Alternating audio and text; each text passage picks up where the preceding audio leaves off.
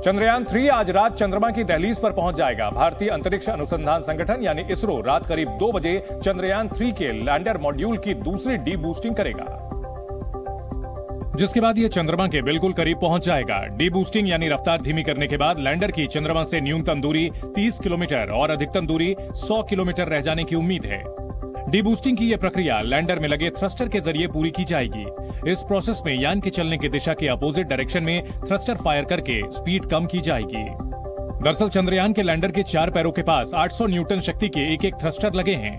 इन्हीं की मदद से लैंडर मॉड्यूल की स्पीड कम करके निचली कक्षा में पहुंचाया जाएगा। इसके 2 थ्रस्टर 2 चरणों में काम करेंगे। दूसरी डीबूस्टिंग के बाद लैंडर मॉड्यूल चंद्रमा की सबसे निचली कक्षा में पहुंच जाएगा। इस सबसे कम दूरी से ही 23 अगस्त को शाम करीब 6 बजे विक्रम लैंडर चांद के साउथ पोल पर सॉफ्ट लैंडिंग की कोशिश करेगा।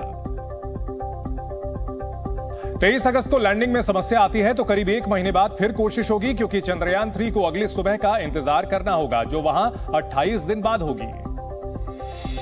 सॉफ्ट लैंडिंग के बाद 6 पहियों वाला प्रज्ञान रोवर लैंडर विक्रम से बाहर निकलेगा और एक चंद्र दिवस यानी धरती के 14 दिनों तक सतह पर प्रयोग करेगा। इस दौरान लैंडर और रोवर दोनों ही पावर जनरेट करने के लिए सोलर पैनल का इस्तेमाल करेंगे। फिलहाल चंद्रमा पर रात है और 23 तारीख को वहां सूर्योदय होगा। इसरो के मुताबिक चंद्रयान 3 के साथ भेजा गया विक्रम लैंडर अब तक योजना के मुताबिक ठीक तरीके से चांद की ओर बढ़ रहा है। शुक्रवार को हुई पहली डीबूस्टिंग के बाद लैंडर मॉड्यूल चांद के और करीब पहुंच गया है। फिलहाल लैंडर मॉड्यूल की चंद्रमा से सबसे कम दूरी 113 किलोमीटर और सबसे ज्यादा दूरी 157 किलोमीटर है। इसरो ने 18 अगस्त को डीबूस्टिंग के जरिए लैंडर की ऑर्बिट घटाई थी। पहली डीबूस्टिंग के बाद इसरो ने बताया कि अब तक सब कुछ सामान्य और स्थिर है, लेकिन आने वाले कुछ घंटे काफी अहम होने वाले हैं। इससे पहले 17 अगस्त को चंद्रयान 3 के प्रोपल्शन मॉड्यूल को लैंडर रोवर से अलग किया गया था। इस दौरान लैंडर पर लगे कैमरे ने प्रोपल्शन मॉड्यूल की फोटो के साथ चंद्रमा की भी तस्वीरें खींची। बेहद करीब से ली गई इन तस्वीरों में चांद की एक डिटेल नजर आई। इसरो ने इन तस्वीरों का वीडियो बनाकर ट्विटर पर शेयर किया, जिन्हें लैंडर मॉड्यूल पर लगे कैमरे ने 15 अगस्त को कैद किया। इन तस्वीरों में चांद की सतह पर मौजूद गड्ढे साफ नजर आए। इसरो ने इन क्रेटर्स को फैब्री, जियोडाना ब्रूनो और हार्केबी जे के रूप में दिखाया। इस तस्वीर के जरिए इसरो ने यह बताया कि लैंडर विक्रम की रफ्तार कम की जा रही है और अब वो धीरे धीरे नीचे जाने की प्रक्रिया शुरू कर चुका है। इसरो के मुताबिक 18 अगस्त को दोपहर 3:50 पर लैंडर विक्रम सतह से अपनी दूरी भी कम करता जा रहा है। फिलहाल सतह से उसकी अधिकतम दूरी 157 किलोमीटर और निकटतम दूरी 113 किलोमीटर है। इससे पहले चंद्रमा के ऑर्बिट में प्रवेश करते समय भी चंद्रयान के ऑनबोर्ड कैमरों ने चांद की तस्वीरें कैप्चर की थी, जिन्हें इसरो ने दुनिया के सामने पेश किया था। चंद्रयान के लिए अगले 4 दिन काफी चुनौतीपूर्ण हैं, क्योंकि उसके लैंडर मॉड्यूल को चांद की सतह पर लैंड करना है। इस दौरान उसकी स्पीड लगातार कम की जाएगी और 23 तारीख की शाम करीब 6 बजे वो चांद की सतह पर उतरेगा। सवाल यह है कि चांद पर लैंडिंग चुनौतीपूर्ण क्यों है? दरअसल चंद्रमा की सतह असमान है, यानी अनइवन है और गड्ढों पत्थरों से भरी हुई है। इस तरह की सतह पर लैंडिंग करना खतरनाक साबित हो सकता है। चंद्रमा पर लैंडिंग के अंतिम कुछ किलोमीटर पहले के हालात सबसे ज्यादा खतरनाक होते हैं, क्योंकि उस वक्त अंतरिक्ष यान के थ्रस्ट से गैस निकलती है। इन गैसों के कारण चंद्रमा की सतह से काफी बड़ी मात्रा में धूल उड़ती है, जो ऑनबोर्ड कंप्यूटर और सेंसर्स को नुकसान पहुंचा सकती है या फिर भ्रमित कर सकती है। इसके अलावा चंद्रमा की सतह पर लैंडिंग के लिए बड़ी मात्रा में ईंधन की जरूरत पड़ती है, जिसके जरिए अपोजिट डायरेक्शन में बल लगाकर नीचे उतरने की स्पीड कम की जाती है। हालांकि इतना ईंधन लेकर उड़ान भरना खतरनाक हो सकता है। लैंडिंग इसलिए भी चुनौती से भरी है क्योंकि चंद्रमा पर पृथ्वी के मुकाबले वातावरण करीब 8 गुना पतला है। ऐसे में पैराशूट के जरिए भी किसी अंतरिक्ष यान को उतारा नहीं जा सकता। दुनिया भर में स्पेस मिशन को लेकर मची होड़ के बीच अमेरिका को एक डर सता रहा है। अमेरिका को अंतरिक्ष विज्ञान के क्षेत्र में की गई उसकी रिसर्च और ट्रेड सीक्रेट्स के चोरी होने की आशंका है, क्योंकि उसकी कई सुरक्षा एजेंसियों ने अपनी स्पेस इंडस्ट्री को चेतावनी जारी की है, जिसमें सलाह दी गई है कि वे अपनी अहम जानकारियों की सुरक्षा सुनिश्चित करेंगे। जानकारी के मुताबिक FBI, national counter intelligence and security centre और air force office of special investigation ने 2 पेज का बुलेटिन जारी किया है। इसमें आशंका जताई गई है कि कुछ विदेशी संस्थाएं अमेरिकी अंतरिक्ष उद्योग तक पहुंचने के लिए साइबर हमलों और तकनीक का इस्तेमाल कर सकती हैं। अमेरिकी सुरक्षा एजेंसियों को चीन और रूस पर शक है, क्योंकि ये दोनों देश अपने स्पेस मिशन को तेजी से आगे बढ़ाने के अभियान में जुटे हैं। अमेरिका की चिंता इसलिए भी बढ़ गई है क्योंकि उसकी स्पेस इंडस्ट्री नए रॉकेट और अन्य नई तकनीक विकसित करने में अरबों डॉलर खर्च कर रही है। राहुल गांधी आज लद्दाख में बाइक राइड पर निकले। कांग्रेस सांसद राहुल गांधी आज लद्दाख में स्पोर्ट्स बाइक की सवारी करते नजर आए। तस्वीरें शेयर करते हुए उन्होंने बताया कि वो पैंगोंग लेक के रास्ते में हैं। पीएम मोदी ने आज G20 डिजिटल इकोनॉमी बैठक को संबोधित किया। इस दौरान पीएम ने पिछले 9 सालों में हुए डिजिटल परिवर्तन का जिक्र किया। पीएम ने कहा, पूरी दुनिया के मुकाबले भारत में इंटरनेट डेटा सबसे सस्ता है। वहीं G20 बैठकों को लेकर कांग्रेस नेता जयराम रमेश ने पीएम मोदी पर निशाना साधा है। उन्होंने ट्वीट कर कहा कि पीएम ने G20 समिट को सियासी इवेंट बना दिया है और G20 के नाम पर चुनावी कैंपेन चलाया जा रहा है।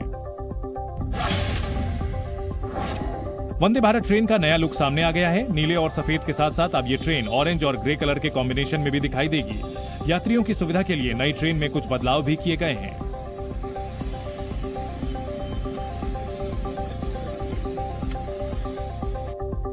शिमला में तेज बारिश और लैंडस्लाइड के कारण भारी नुकसान हुआ है। लैंडस्लाइड के कारण कई घरों में बड़ी बड़ी दरारें आ गईं, तो कुछ घरों के नीचे की मिट्टी बह गई,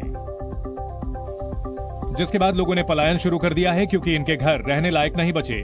किसी भी वक्त घर गिरने के खतरे से लोग इतना सहम गए कि अपना आशियाना छोड़ने का मुश्किल फैसला लेना पड़ा। हमारी जो बिल्डिंग है वो अनसेफ हो गई है, मतलब बिल्कुल नीचे से स्लाइड चला गया पूरा, तो हम एक हफ्ता से मतलब सामान बाहर था। दरअसल पहाड़ की ढलाव पर बसे समर हिल और कृष्णा नगर के कई घर खत्म होने की कगार पर हैं।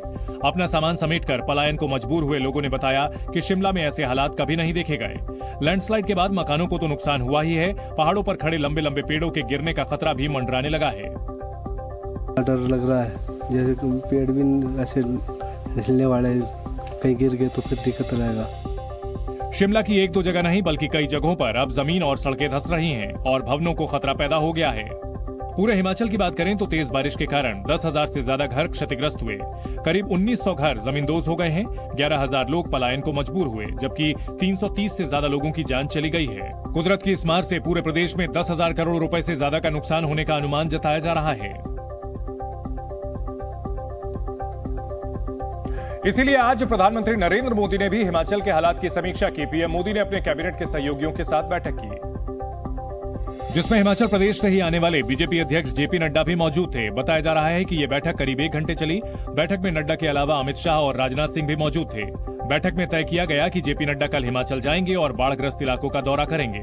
इस बीच हिमाचल प्रदेश के सीएम सुखविंदर सिंह सुक्खू ने केंद्र सरकार से अंतरिम राहत की किस्त जल्द जारी करने की अपील की है। केंद्र सरकार ने टीम भेजी थी, उस टीम की रिपोर्ट अब सबमिट हो चुकी होगी और मुझे उम्मीद है कि जल्दी अंतरिम राहत की पहली किस्त जारी हो जाएगी। उधर शिमला के समर हिल में स्थित शिव मंदिर में लैंडस्लाइड के बाद आई तबाही के छठे दिन भी रेस्क्यू ऑपरेशन जारी है। यहां मलबे से अब तक 15 शव बरामद किए जा चुके हैं, जबकि 6 लोगों के अभी भी दबे होने की आशंका है। वहीं लैंडस्लाइड के कारण पहाड़ों पर लंबे वक्त से लगे पेड़ों के आसपास की जमीन भी दरक गई है। इस कारण पेड़ों के गिरने का खतरा मंडराने लगा है, इसलिए यहां लगे पेड़ काटे जा रहे हैं।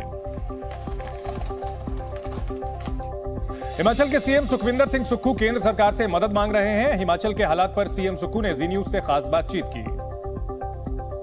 हिमाचल प्रदेश के कई इलाके बाढ़ से प्रभावित हैं, कितना असर है और राहत काम कैसा चल रहा है, इस सब पर बात करने के लिए हमारे साथ हिमाचल प्रदेश के मुख्यमंत्री हैं सुखविंदर सिंह सुक्खू जी। सर, अभी क्या स्थिति है, क्या हालात हैं पूरे प्रदेश में? देखिए, स्थिति नाजुक है लेकिन नियंत्रण में है और जो भी हमसे बनता है, जो भी हमारी सरकार के संसाधन है, वो आम लोगों के लिए, हिमाचल के लोगों के लिए, सबके लिए खोल दिए गए। सब प्रकार से, जिस प्रकार से आपदा आई है, हमने पूरे आपदा में पूरे हिमाचल प्रदेश को आपदा घोषित राज्य कर दी घोषित।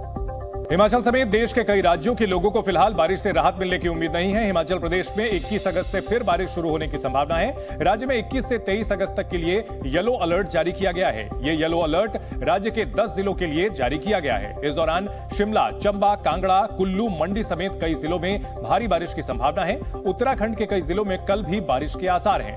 सोमवार से अगले 2-3 दिनों तक भी राज्य के लगभग हर जिले में भारी बारिश हो सकती है। पश्चिमी उत्तर प्रदेश के कई जिलों में कल और परसों बारिश का अलर्ट है। पूर्वी यूपी के कई जिलों में सोमवार को बारिश की संभावना है। जी न्यूज़।